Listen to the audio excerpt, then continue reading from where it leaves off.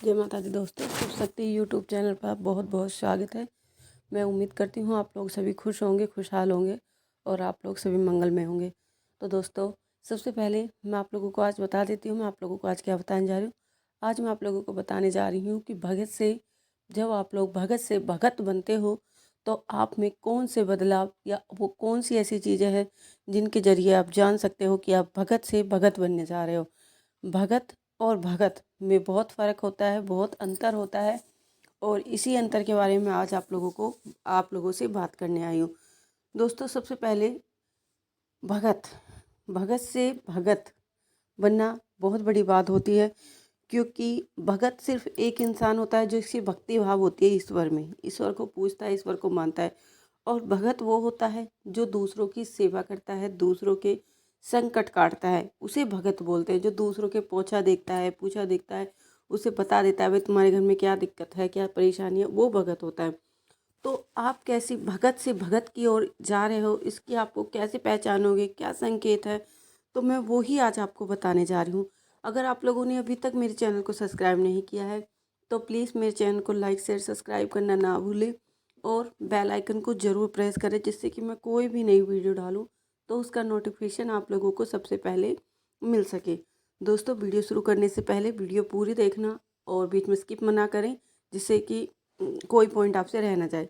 दोस्तों, भगत से भगत बनने का रहा मतलब भगत से भगत वो ही इंसान बन सकता है जो काफ़ी लंबे समय से पूजा पाठ कर रहा है, किसी मंत्र को सिद्ध कर रहा है नवरात्रों में, या उसने कोई मंत्र सिद्ध किया, या शुरू से ही वो पूजा पाठ करते आ रहा है, वो प्रतिदिन भगवान को दे रहा है, नियम का पालन कर रहा है, नियम के अनुसार उठता है, बैठता है, उसी अकॉर्डिंग व्रत उपवास और अपने मंत्र सिद्ध करने की कोशिश करता है। तो वो कौन से ऐसे लक्षण हैं जिनके जिनके जरिए आपको पता लगाएं कि आप एक भगत से भगत बनने जा रहे हैं।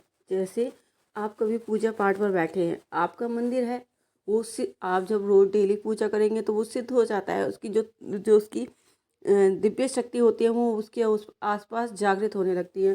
तो आप लोग क्या देखते हैं, कभी या तो आपके घर में ही या आपके आस पड़ोस का कोई व्यक्ति आ जाता है और वो बहुत ज़्यादा दुखी होता है, अपने दुखों से दुखी होता है, या उस पर कोई भूत बाधा होती है, प्रेत बाधा होती है। तो अगर आप लोग अपनी मंदिर की 2 लौंग भी उसे उठा के दे देते हैं तो उसे तुरंत ही आराम पड़ जाता है। ऐसा क्यों हो रहा है? क्योंकि एक तो आपकी जो मंदिर है उसकी चारों तरफ दिव्य शक्ति है और आप में कुछ ना कुछ लक्षण भगत बनने के आ रहे हैं। इसी कारण आपके दिए चुटकी भर या 2 लौंगों से ही उसका रोग या उसका संकट कटने लगता है। कई बार क्या होता है, हमारे घर में हम बहुत ज़्यादा परेशान हो जाते हैं, हम बहुत भक्तों के पास घूमते हैं और आप पूजा पाठ कर रहे होते हैं, मगर हमें ये नहीं पता हो कहता है कि हमारे हाथ से भी आराम पड़ेगा। और कई बार हम अपने हाथ से कुछ चीज़ या भभूत अपने मंदिर में से भभूत उठा के या थोड़ा सा जल जो मंदिर में रखा है अगर उसे ही पिला देते तो हमारे घर वालों को तुरंत आराम पड़ जाता है। तो इसका सीधा सा मतलब ये है कि आपके जो मंदिर है उसमें आपकी जो पूजा भक्ति थी वो जागृत हो रही है। और कैसे पहचानोगे? ऐसे जैसे कि कोई व्यक्ति है और वो आप लोग से बात कर रहा है, अचानक ही बात कर रहा है, जैसे आप लोग आपस में बात कर रहे हैं, अरे यार मैं तो इस चीज़ से बहुत दुखी हूँ, मेरे घर में ऐसा हो रहा है वैसा हो रहा है, और अचानक आपके मुख से निकल जाए तूने उस देवता की बोल रखी थी कि उसके यहाँ जाएगा, उसके यहाँ पे जाएगा, ये भोग लगाएगा, ये देगा वो देगा, तूने किया? वो कहेगा यार तुझे कैसे पता, मैंने तो तुझे बताया नहीं। तो ये सारे संकेत इस चीज़ के होते हैं, भगवान आपको स्वयं आपके मुख से बुलवा देते हैं कि सामने वाले व्यक्ति को क्या बाधा है।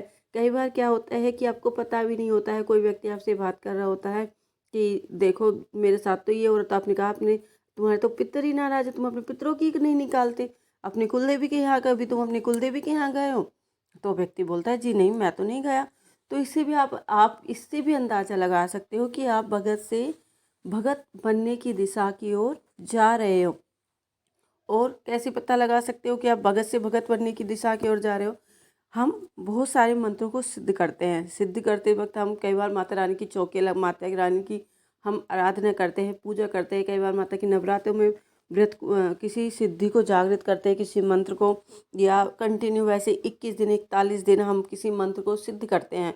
और किसी के ऊपर भूत बाधा है या कोई दिक्कत है, आप अगर उस राह पर हैं तो हम उसे 2 लोग उस मंत्र से अभिमंत्रित करके जो मंत्र हमने सिद्ध किया है, अगर उस मंत्र को बोलकर वो दो लोग, अगर आप जब उस मंत्र को बोलते हैं तो वो बहुत ज़्यादा शक्तिशाली हो जाता है, क्योंकि वो सिद्ध हुआ मंत्र होता है।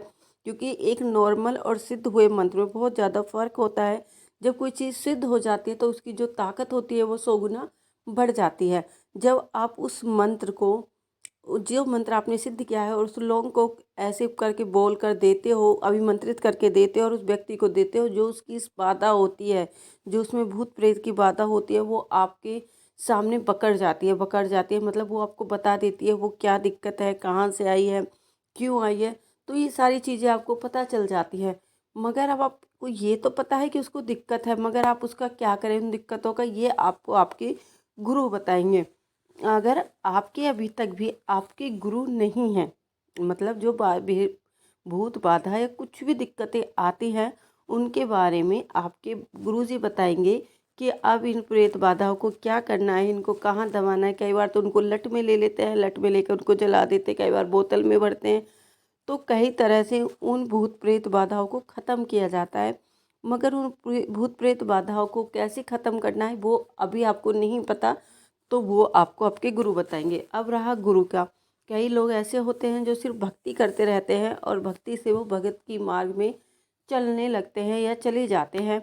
अब ये दिक्कत होती है कि गुरु कहाँ से लाएं। मगर आप लोगों को टेंशन लेने की या चिंता करने की कोई भी ज़रूरत नहीं है।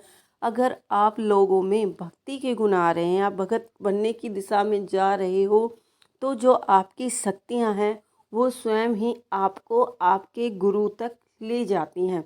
मतलब कि जो आपके अंदर शक्तियाँ हैं वो स्वयं आपको आपके गुरु तक ले जाती हैं। वो एक बहुत अच्छे व्यक्ति जो आपके गुरु बनने लायक हो, वहाँ तक किसी न किसी रूप में आपको उससे मिलवा देती हैं। और क्या संकेत है एक भगत बनने के लिए। जब भी आप एक भगत बनते हो तो आपके मन में क्या होता है, जब आप दूसरों की भूत प्रेत या कैसी भी बाधा देखते हो तो आपके मन में अचानक ही ये चलने लगता है, अब मैं इसका कैसे निवारण करूँ, इसके दुख को कैसे कम करूँ, कुछ तो हो मेरे हाथ में जिससे मैं इसके दुख को निवारण कर सकूँ। आपके मन में एक अजीब सी हलचल होने लगती है।